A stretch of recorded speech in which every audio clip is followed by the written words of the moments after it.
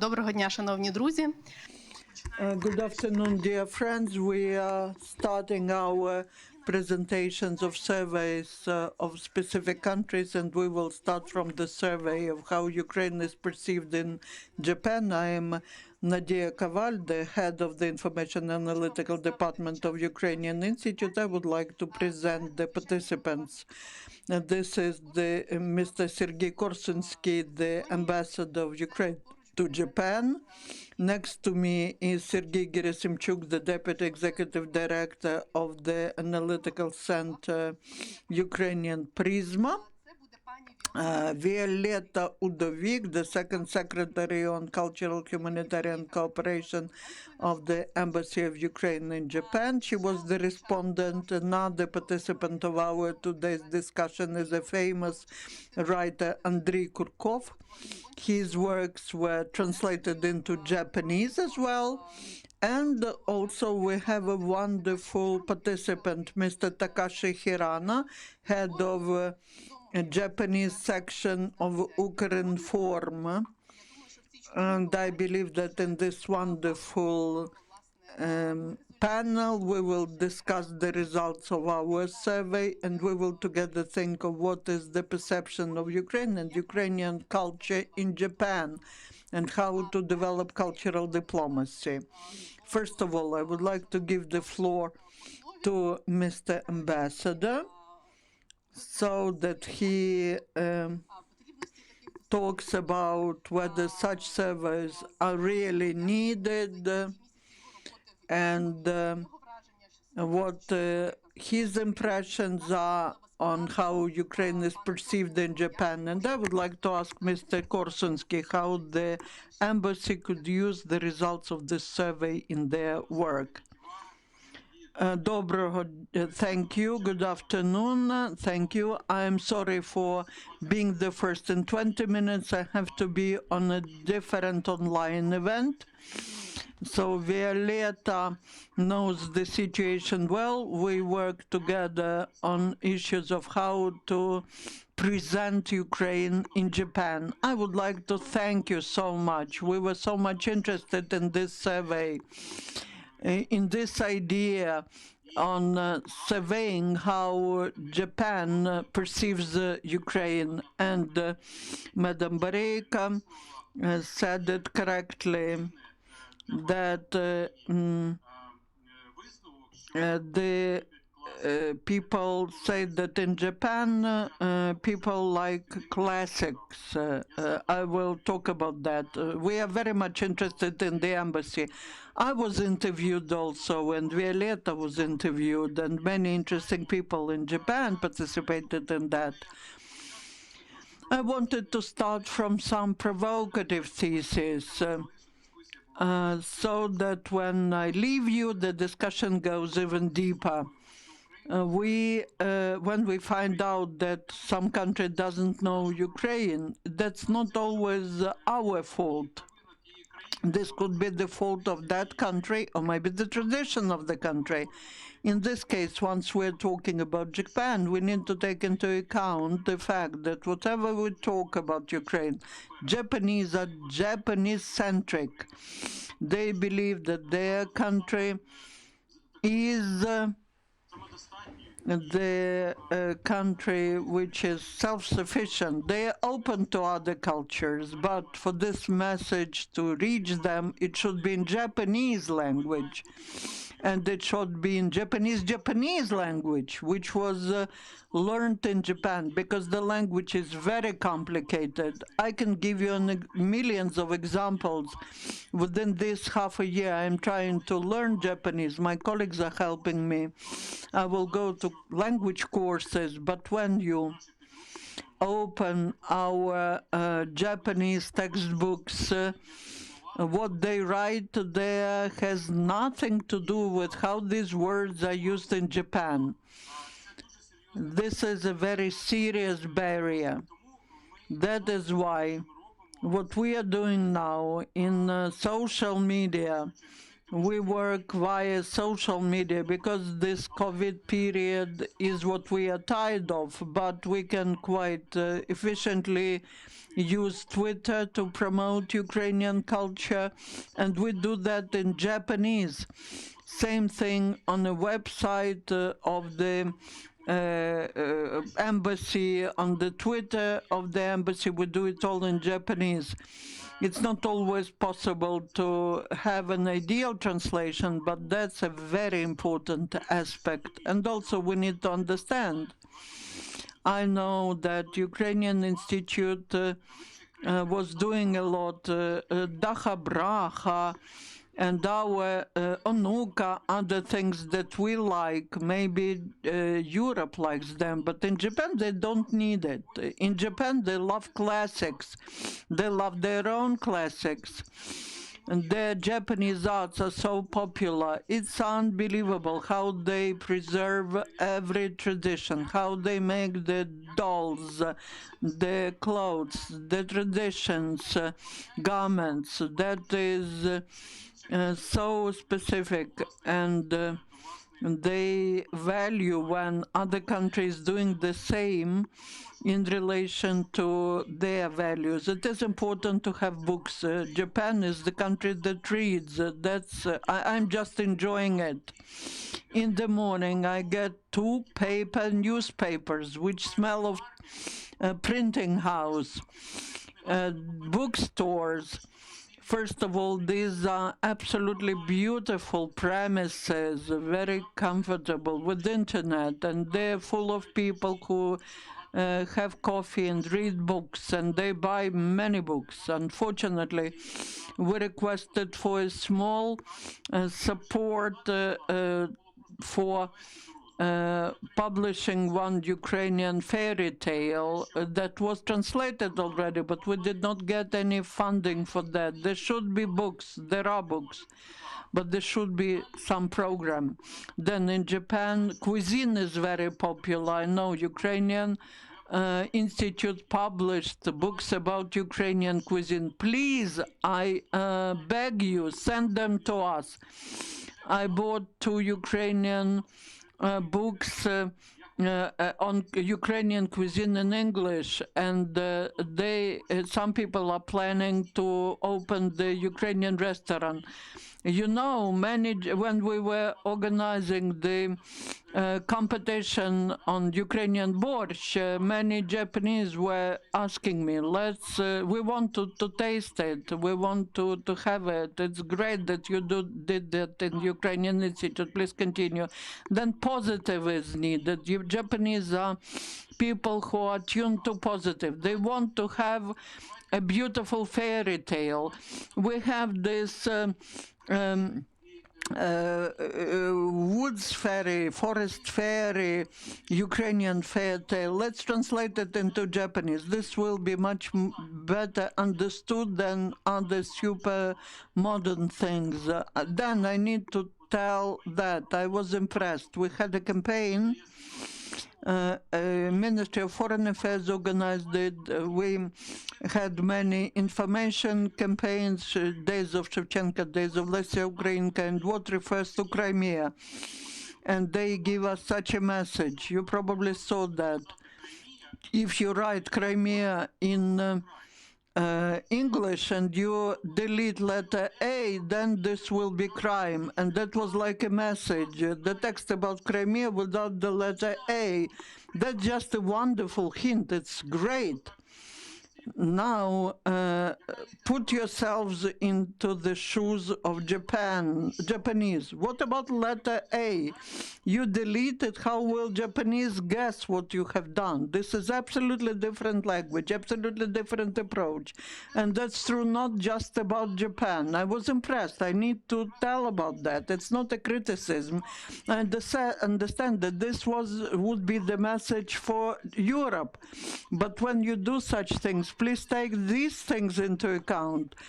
You need to understand there are other cultures which are absolutely different than ours. Japan is a different planet. If we want to be present there, we need to take that into account. If we want to send such messages, they are to be developed with the participation of Japanese who know how Japanese will perceive this message. For them, Crimean crime is the same. Most of Japanese do not speak English. That's what I wanted to express as the proposal for discussion. Again, I absolutely appreciate Ukrainian Institute, Prisma, who participated in that. That's important for us. We will use it. I will stop here. Thank you. I'm so sorry that I will not hear the whole panel. I will stay for another 10 minutes, but with such partners on the panel, I'm happy to see Andriy Kurkov and also Mr. Hirana, whose advice I take into account. So I thank you all. Thank you, Mr. Ambassador, for finding time to speak here, but I would like to say that the respondents in Japan mentioned the active role of the Embassy of Japan in the development of cultural diplomacy. Now we will request Mr. Sergei Gerasimchuk, one of co-authors of survey. Please tell us briefly about the main results and conclusions of your survey. What is the image of Ukraine and perception of Ukrainian culture in Japan? Thank you. I would like to thank those who organized this project, the Ukrainian Institute, the International Renaissance Foundation. That was quite an interesting period in life of our team, because the project was very interesting, but on the other hand, it was a very serious challenge. We had to find approaches to respondents. I'm happy that we managed to do that. I would like to thank our team, the team of Ukrainian Prisma, that implemented the project. And also I would like to thank all the panelists, most of who participated in the project, the ambassador Violeta and Takashi Hirano, who also helped us with the contacts and who gave us a lot of good advice. That was very important. And another appreciation and thanks to Anastasia, who was doing all the interviews and all the respondents. There's a big story behind each one of them. I was lucky to talk to our diaspora, Anastasia, representatives of Japan, but every person was a history. It was interesting to find about the history of these people and their role in how Ukraine is perceived in Europe. And now, as to results. First one, everything's bad. Very few people know about Ukraine and Japan. The knowledge is quite limited. Even the experts had some difficulties with talking about Ukraine with knowledge, and non-experts sometimes even doubt that Ukraine is a state. They are not sure where geographically Ukraine is located, and that is a big, that's negative for bilateral relations.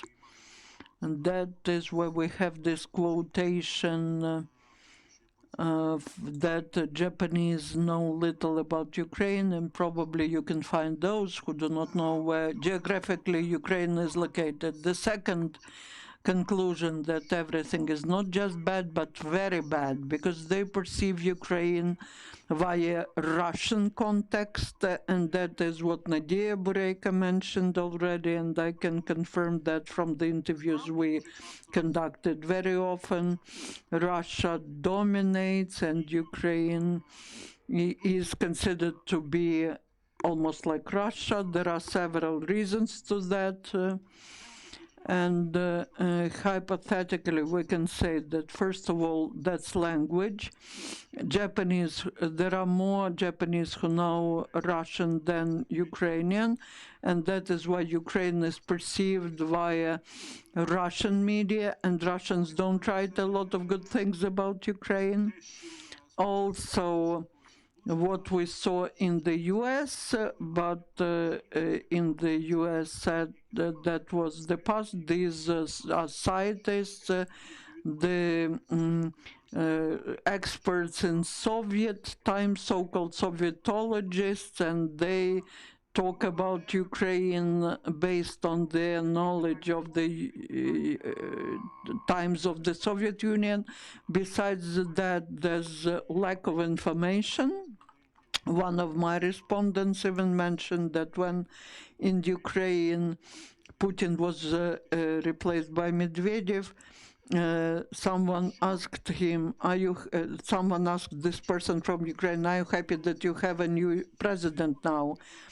Basically, another conclusion is that some attributes of Ukrainian culture are believed to be Russian. Respondents many times were talking about borscht. Borscht is not just warfare in Europe between Ukraine and Russia. They argue about borscht in Japan. And what is obvious for us, that borscht is Ukrainian, but in Japan they very often talk about that as about Russian soup. And our Ukrainian community was writing letters to Japanese producers that this is not Russian soup. And they found the agreement, and now they write that that's Ukrainian dish. What has changed? Starting 2014, when the war broke out, there was more attention to what happens in Ukraine, and this fact, paradoxically, became positive. Ukraine was differentiated by Russia. They started to differentiate it from the Soviet Union, that we even have war with Russia. And if Ukraine fights, it means it's dangerous. And sometimes we have problems with students' exchange because not all teachers advise students to travel to Ukraine because there is war. And the second aspect, Ukraine is not stable. The war started with the Revolution of Dignity, and state institutions were not able to find answers to all questions. That's why it resulted in revolution. One more negative aspect is Chernobyl. Chernobyl is clearly associated with Ukraine, but this association is negative. And Japan also suffered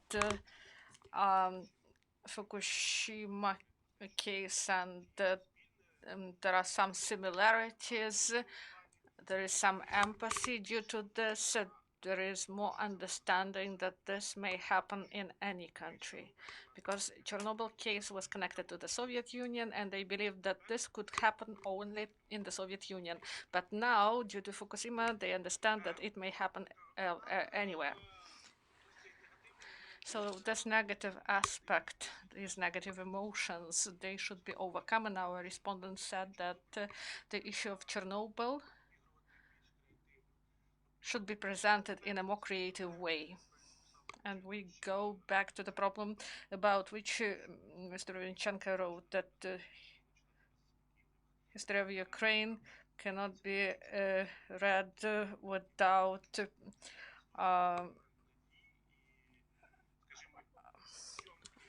У лісах чорнобильських нині говорять про те, що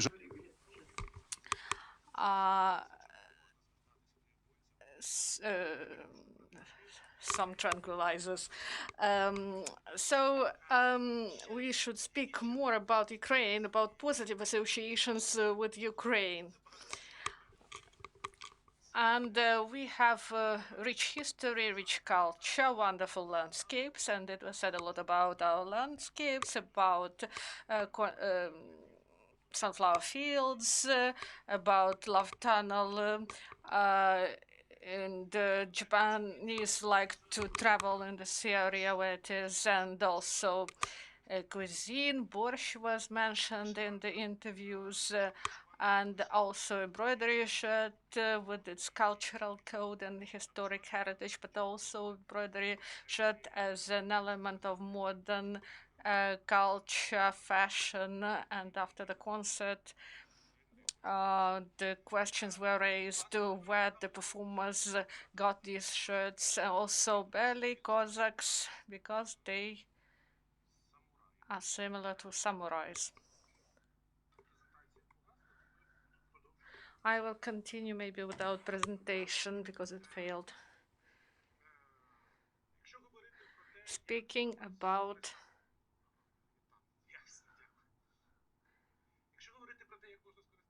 how we may use positive topics and who can be used as ambassador of cultural diplomacy. This is not only about modernity and Sira Temperta are really popular. Ganzuk sisters are also popular, and they play wonderfully using banduras, and also very popular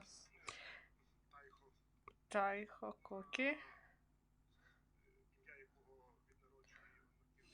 Iman Markianovich Barishka, who was a very well-known Sumaist, one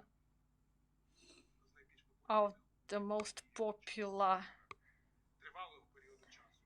during the long period of time until 2015. He was one of the most powerful Sumaists in Japan. Also Cossacks, Ivan Mazepa, Bogdan Khmelnytsky, Petro Sagaidachny. And also there is similarity between Cossacks and samurais and the leaders and Ukrainian hetmans. So you may take advantage of this information that we got during interviews. Also, tourism was an important topic despite COVID, and Japanese may like it here in Ukraine. Also, Ukrainian food, Chernobyl, and academic cooperation, scientific cooperation, and fashion. For example, embroidery shirts, they may become popular in Japan. Also, aspects that should be taken into account. We should take into account the necessity to improve planning. We mentioned some exhibitions in museums of Japan, and exhibitions are planned in 3 or 5 years, and we have a lower threshold of planning because budgeting process is different. That's why some problems appear. So we should have proper long-term planning. We should plan beforehand, and also we need to focus on positive messages, not negative messages.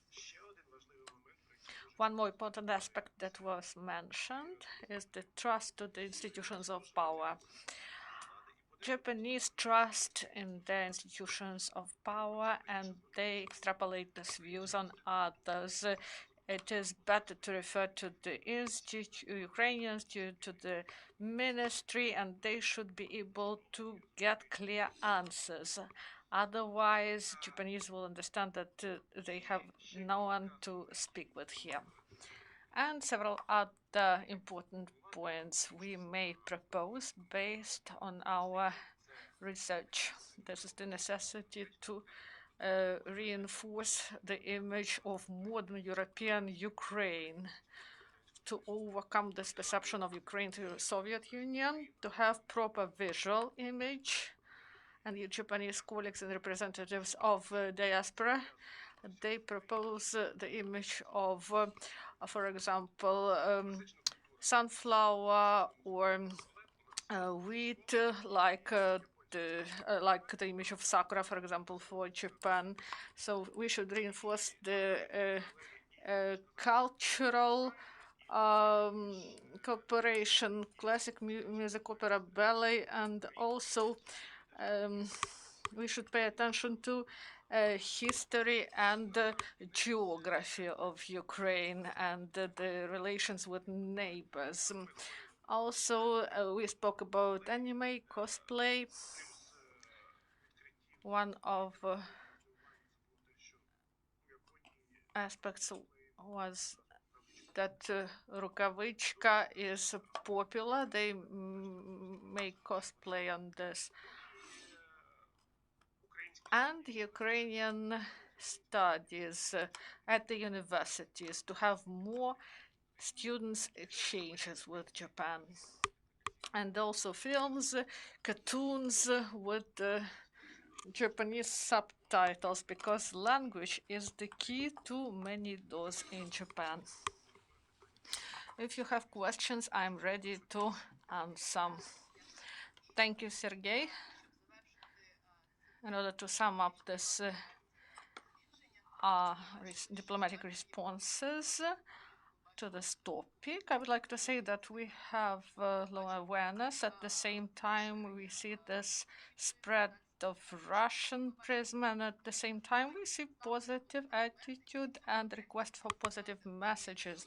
And I would like to ask Violetta, our respondent, who really contributed to this research, about these results. How could they be used in further planning in cultural diplomacy? We're speaking about the work of Ukrainian embassy in Japan. Thank you very much for your question. Thank you for this wonderful research. This is really important. We have been waiting for it for a long time, and we will use its results. I have several comments about the research, if you allow me. I would start with them, and then I will go to the answers to your questions. For 10 years, I have been researching relations between Ukraine and Japan, history, and also I believe that on the whole we face such a situation that Japanese, they do not know a lot about Ukraine. I believe that Japan in the past, they have more political interests in Ukraine. When we study the first works on Ukraine, we see that this is about political topics.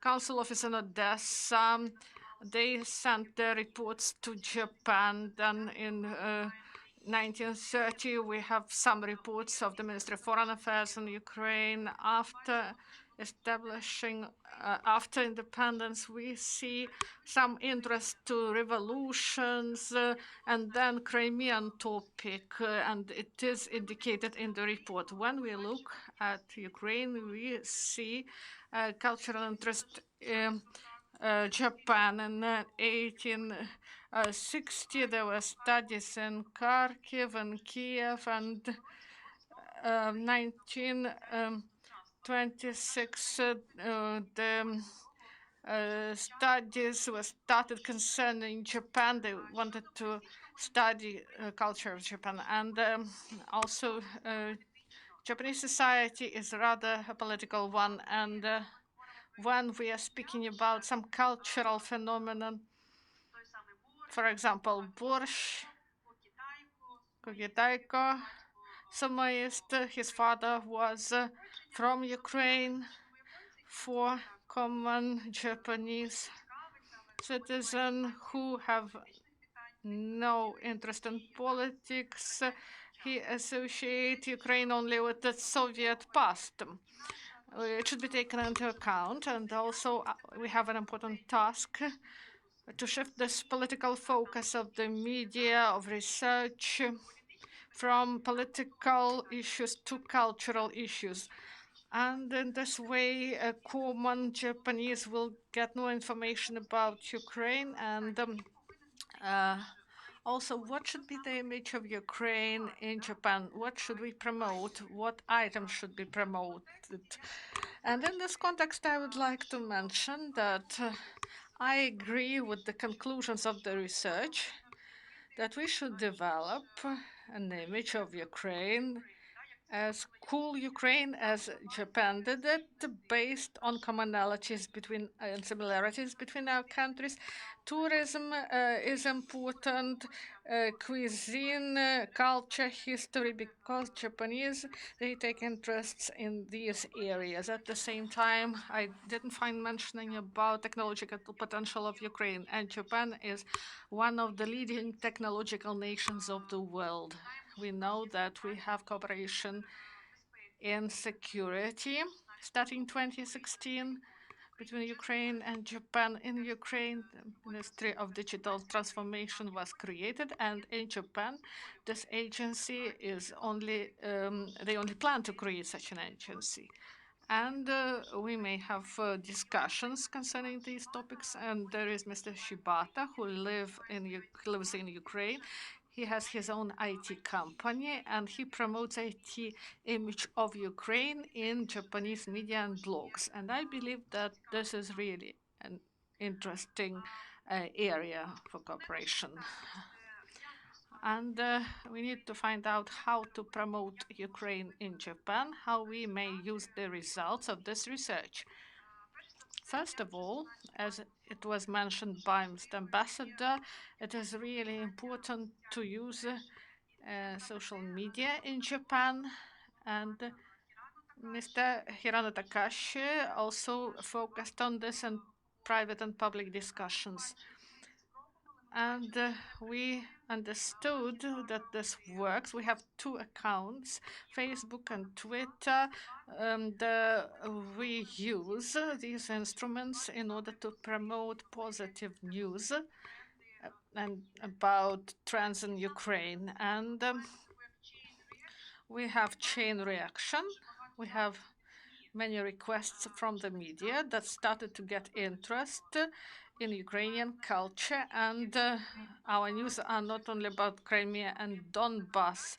We have many items concerning culture, and on TV and in the media, in printed media. This is really important. Also, in this research, it is said that Ukrainian studies should be established in universities of Japan, and the negotiations were started on this. But there is such an issue as a request concerning Ukrainian studies and Ukrainian language studies. Students should see Ukraine on TV, through social media. We should ignite this interest. Otherwise, this won't work, because first you should get financing for all of this. And also we spoke about food, restaurants, and Ambassador Kosovsky spoke about this. In Japan, there are restaurants of different countries. They actively use Ukrainian dishes. It is weird why in so many years they didn't manage to open a Ukrainian restaurant. The embassy supports this idea. We will provide maximum support for opening, because for Japanese, this is really important. The third area is work with business. I focused my attention on the fact that during this research, there were no representatives of business. Maybe these could be representatives of Japanese corporations in Ukraine, or some companies here in Japan that deal with promotion of foreign products. For example, there is such a network as Don Quixote, or kind of shop that specializes in foreign products. Maybe as a continuation of this research, we should have interviews with them, and also embassy is actively working in this area. Also, we may include the representatives of tourism agencies, because we speak about tourism a lot, and when we overcome this pandemic, this area of cooperation will be intensified. Really important are cultural events. We have opportunity to hold them online, or these may be events based on the internet platforms. For example, the Minister of Foreign Affairs of Ukraine, Dmytro Kuleba, launched a site, Ukraine UA. This is the first official site, and we held information campaign on social media, and we addressed a number of our partners and asked to place information about the site on their resources, and we really are thankful to JICA and also our partners from Mario Yokohama, Hino, and also cultural associations of Japan that cooperate with Ukraine. Also, our communities placed this information, and it was really important to translate the site into Japanese because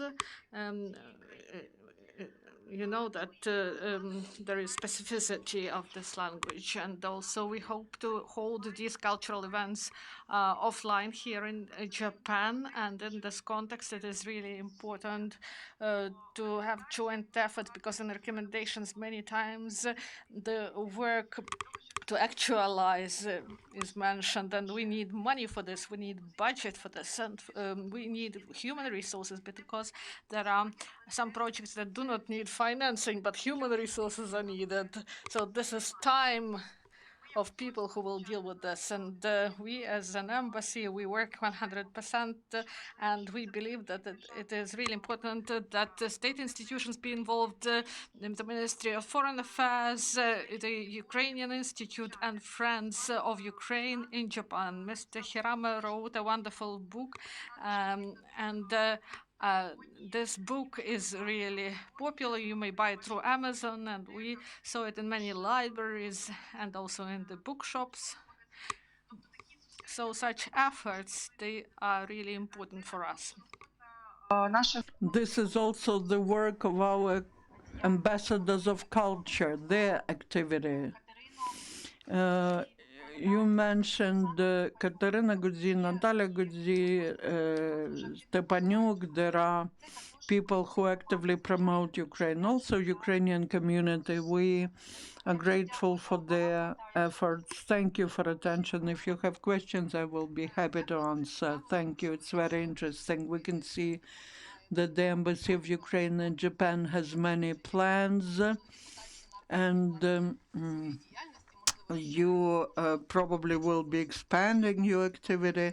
In the end, I will request Sergei to react to that, but now I would like to give the floor to the agents of culture, people who create some cultural projects. I mean, Andrei Kurkov, who is a famous Ukrainian writer, who's published actively in Japan. In the beginning, the ambassador mentioned how book is important in Japanese culture. The question to you is how to present Ukrainian literature to Japanese reader. Do you follow any changes in how Ukraine is perceived in Japan? Good afternoon. I cannot say that I'm following the changes in the attitude to Ukraine, but I regularly see Japanese who are interested in Japan, in Ukraine, sorry. And when I was there in 2015, after my book, The Diary of Maidan, was published in Japanese, I visited Japan. I realized that Japanese politicians are interested in Ukraine. I know that books about Ukraine were published in Japan. There was small reports of Olga Yakovenko. She lived in Japan for 13 years. She received a doctorate degree in Japanese university. Talking about literature, Japanese are very open and they read a lot of foreign literature. Unfortunately, there's not so many Ukrainian books there. But in Japan, there are no international festivals like there are in the US or in Europe. Most often, universities organize such events, and very often the students are reading foreign literature. And our task would be to attract more Japanese students to Ukrainian history or culture in the context of Eastern Europe or in the context of Europe. Japan is a wonderful country, and as the ambassador said, that's another planet which is very specific, and we need to understand it. There was such an idea of Ukrainian cartoons. If they are prepared for a demonstration in Japan, that's great. But when you think about Japan, you need to look further. If we, for example, do the Japanese dubbing of the forest fairy, then we need to find Japanese craftsmen who will make the dolls, and then this cartoon will stay with the Japanese culture.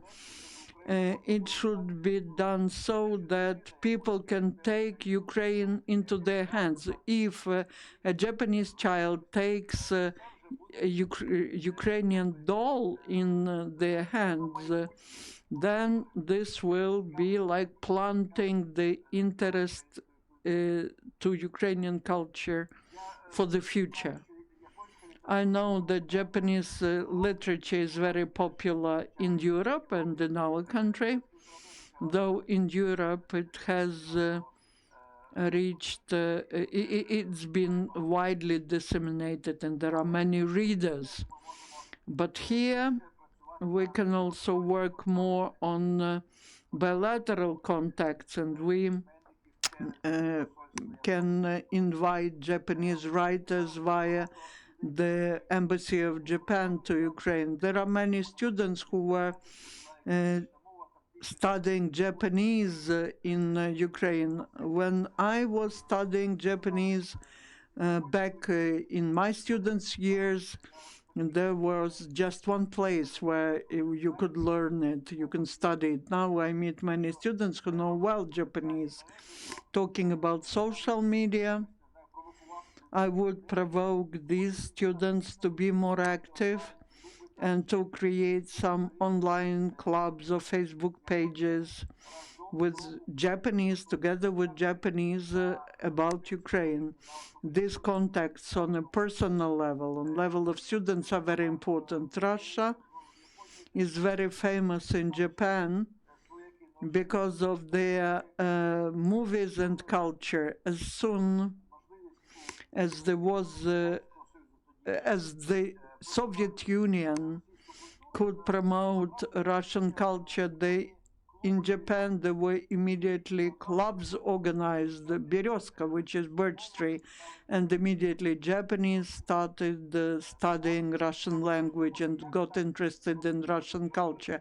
We need to think of what to do, how to organize such clubs of Ukrainian culture. It's not just literature, but music and painting. In Japan, I remember when there was an exhibition of Mykola Zhuravel, Ukrainian painter, in Japan. Immediately there was a high interest to Ukrainian art, and he has become like a cult painter, artist. It was his personal achievement, which Ukraine didn't make use of, because the embassy didn't know probably about that. But now when we have such active diplomats, then I believe that the embassy should follow, should monitor these things, and should promote any success of Ukrainian representative in Japanese culture. The distance is great between us. we will have to fly over Russia in both senses so that we can reach Japan. But I believe there are good prospects.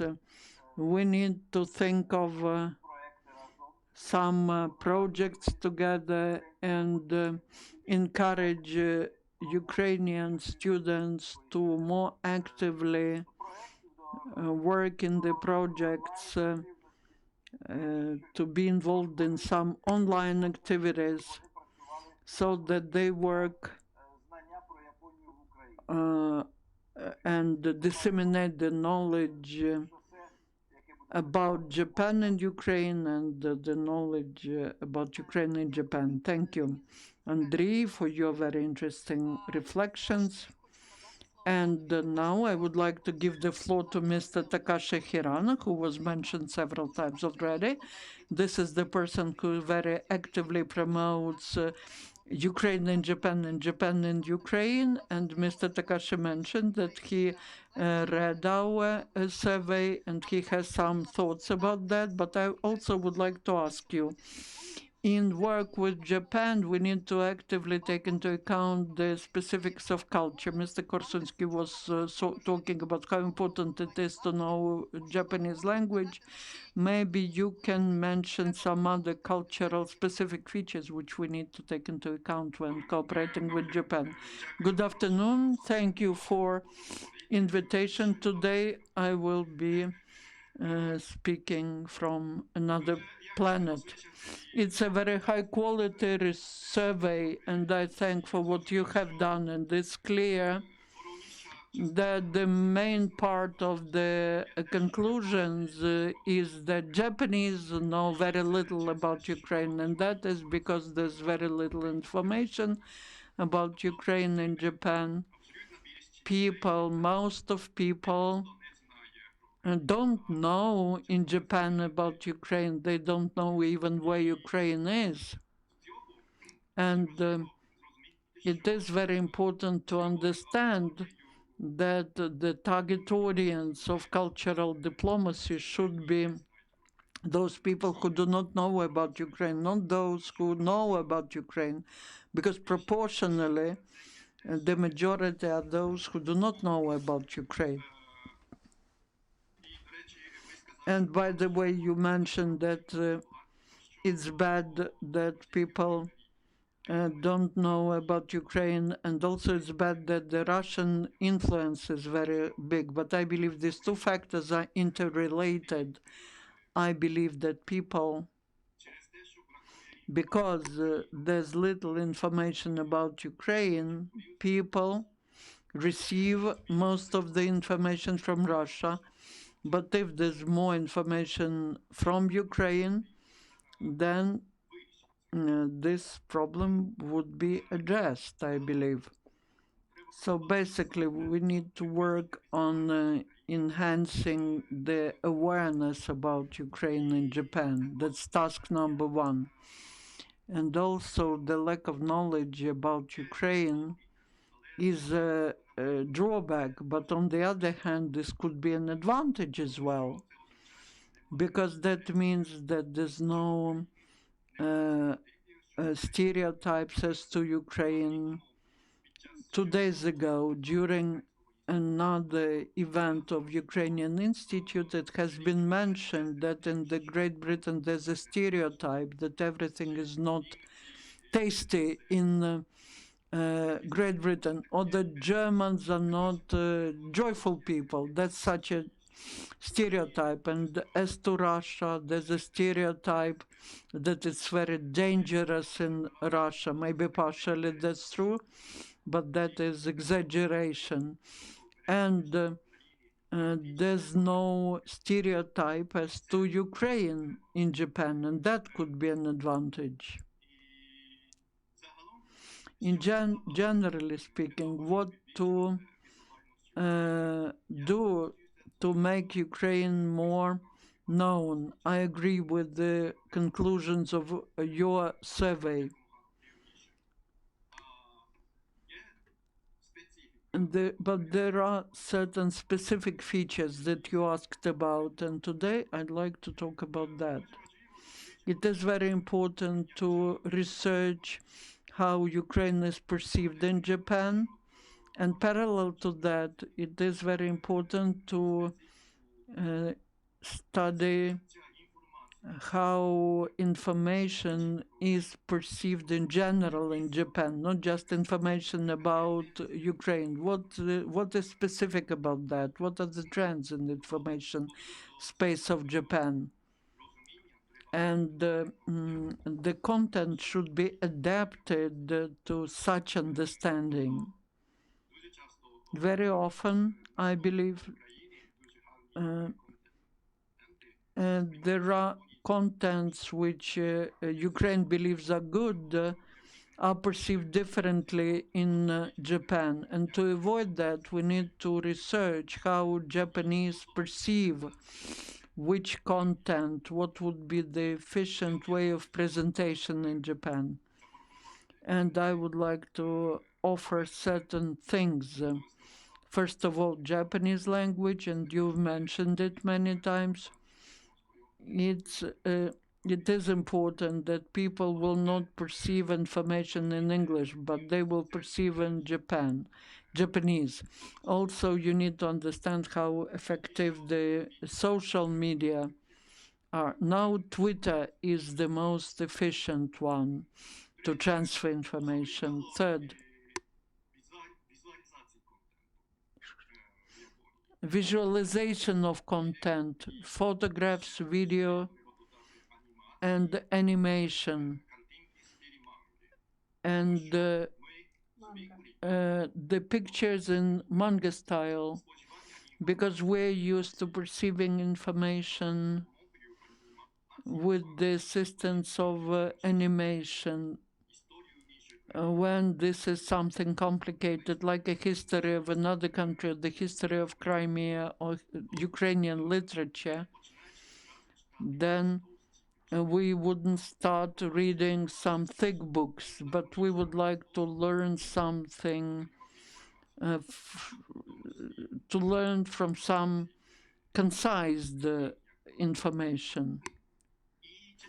And the fourth is understanding that this is not the work, not just for the embassy, but for all those who are interested in the process, all people who live in Ukraine or in Japan and who study Japanese,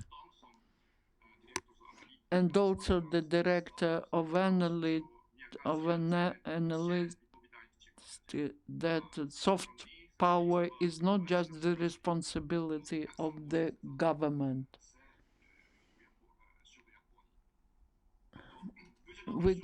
It is well that the ambassador said that those in Ukraine who study Japanese, they need to talk, to tell about Ukraine in Japanese language. And this way, the image of Ukraine will be enhanced. And another good example would be first tweet of Mr. Ambassador Korsunsky in Twitter. He just showed his photograph with the mace and wrote, "I'm the ambassador of Ukraine. I have come recently to Japan, and nice to meet you." And he wrote it in Japanese, and he received 46,000 likes and 17,000 retweets. You should understand why this became so popular in Japan. There's a key. No one expected such a reaction, but Japanese reacted very actively. I asked some people I know why you liked this tweet, and they said they didn't know about Ukraine, but the ambassador of this country said that, "Nice meeting you. Will having some weapon," but he was smiling. For them, that was a positive shock, and they got interested, and they started following him because they wanted to receive more interesting information. It is important to use these things. The fact that people don't know Ukraine, this could be used when this fact could be used when you promote Ukraine. People are interested if it looks for them to be of some interest. And in the end, I would like to mention Ukrainian cuisine. Because you mentioned Ukrainian cuisine many times. I agree that it's a very good cuisine, and it's good that the Embassy of Ukraine organized this competition on cooking the borscht, and I saw that in the results some of the Japanese made borscht, and they made photographs of borscht, and they started communicating. A famous Japanese expert, Olga Khimenka, showed the photographs of birds made of batter, and she explained that such birds are baked in the beginning of spring, and she received 6,000 likes, and Japanese started baking such birds. And they were saying that, yeah, I'm interested in Ukraine, I want to go to Ukraine. It's important to open the restaurant of Ukrainian cuisine, but it is very important to make people feel and to taste Ukrainian cuisine at home. You can enjoy Ukrainian cuisine. If you show the recipes, people will start making Ukrainian cuisine, and they will enjoy it. It will be very useful if the ambassador starts cooking some Ukrainian meals every month and explains and adds some Japanese elements into Ukrainian meals. Maybe someone will make borscht with wasabi. It will be an interesting case to communicate with the Japanese audience. On that, I will stop. Okay. Thank you very much, Mr. Takashi.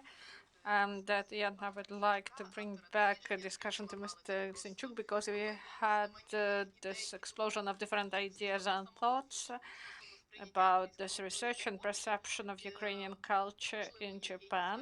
Maybe you have some personal reflections of this, but I would like to speak about Mr. Takashi's argument that lack of awareness may be also a plus for promotion of some cultural program of Ukraine in Japan.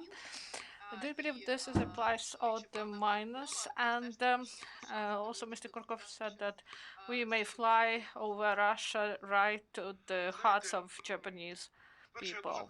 First of all, I would like to thank you for these reflections on our research. All of them were positive, and this is really good that we were able to satisfy these needs of those who ordered this research, and also more broader audience about awareness about Ukraine. I would like to provide an answer to what Mr. Takashi Hirano said and what Violet said, and we should raise awareness, and we should not provide negative information, negative image, and this negative image belongs to the perception of Ukraine through Soviet Union, and Violeta mentioned that it's not enough. The financial and human resources are not enough, and this is a problem. But from what I heard from our respondents in the course of the research, even this lack is compensated by relations between people, and they continue the dialogue. I won't mention the names, but all the interviews were done due to those prominent figures, those stars. They may lead others. They should be they have good reputation here in Ukraine and in Japan, and I'm really satisfied with the Ukrainian diaspora in Japan. This is a small diaspora. This is not like our diaspora in Canada, US, or in Poland, but the potential of these people should be used. And they really want to contribute to the development of relations between our country in a positive key. This is a wonderful note to end up our discussion. We thank all the participants, all the panelists, and I would like to remind to you that this research may be downloaded from the page of Ukrainian Institute, both in Ukrainian and in English, depending on the language you need. So at 3, we will have one more presentation. This time, this will be the case of Turkey. Till the next time.